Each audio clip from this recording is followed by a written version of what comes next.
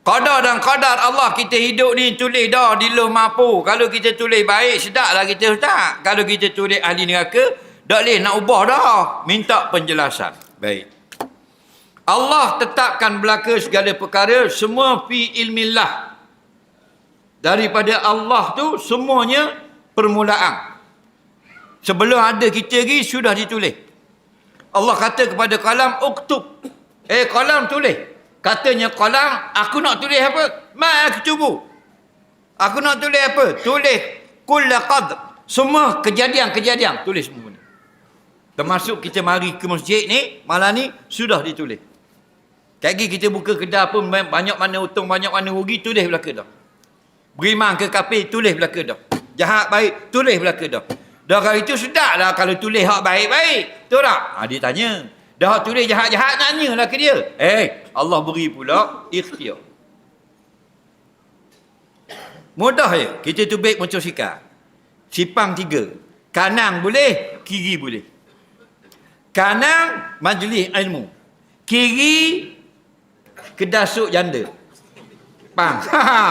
Hak mana mu nak pergi? Mu pergi kanan, boleh pergi. Mu pergi kiri, pun siapa juga. Mugi kanan, dak netuk motor. Mugi kiri, dak pecah enjin.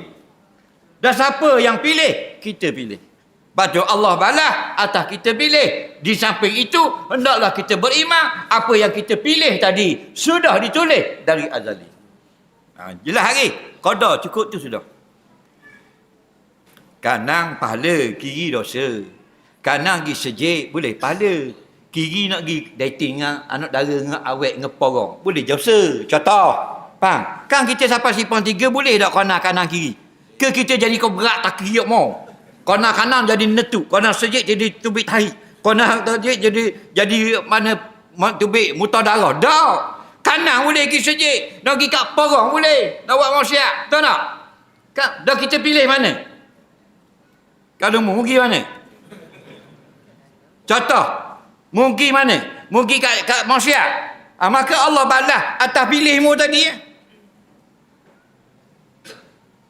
Perbuatan manusia ni 2. Dengan malai. Hak kita boleh buat, kita boleh pilih, hak tak boleh pilih. Hak kita boleh pilih, dia panggil ikhtiariyah. Hak kita tak boleh pilih, nama iktirariyah. Apa ikhtiariyah? Akak tangan. Kita boleh tak pilih nak akak tangan? Faham? Boleh tak pilih? Boleh tak? Jadi kita boleh khabar. Malam ni saya akan buat live pukul 8. Tepat 8.30 saya akan angkat tangan sekali. Boleh buat gitu? Itu boleh. Sebab angkat tangan perbuatan ikhtiar. Kita boleh pilih. Ada satu lagi perbuatan yang iktirar. Tak boleh pilih. Contoh bersin. Contoh belahak. Contoh menguat. Boleh tak? Malam ni saya akan live pukul 8 malam, tepat 8 suku, saya akan menguap 2 kali. Mana boleh? Faham lagi? Jadi perbuatan iktirar yang kita tidak boleh pilih, tidak dibalas di akhirat. Jelas? Yang dibalas di akhirat, yang kita boleh pilih. Nak buat pahala ke nak buat dosa? Kita pilih pahala, diberi.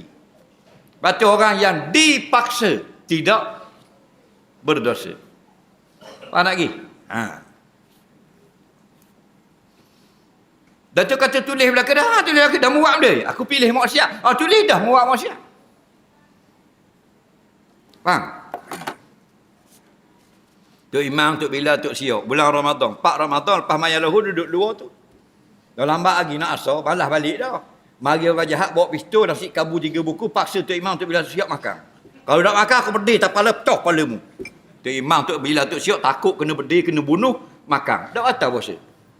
Kenapa? Kerana iktirar terpaksa. Bukan dia pilih makan. Kalau saya set bahan nasi buku dalam lauk getah, tu batal puasa. Kerana dia memilih. Faham lagi? Tu. Soalan seterusnya.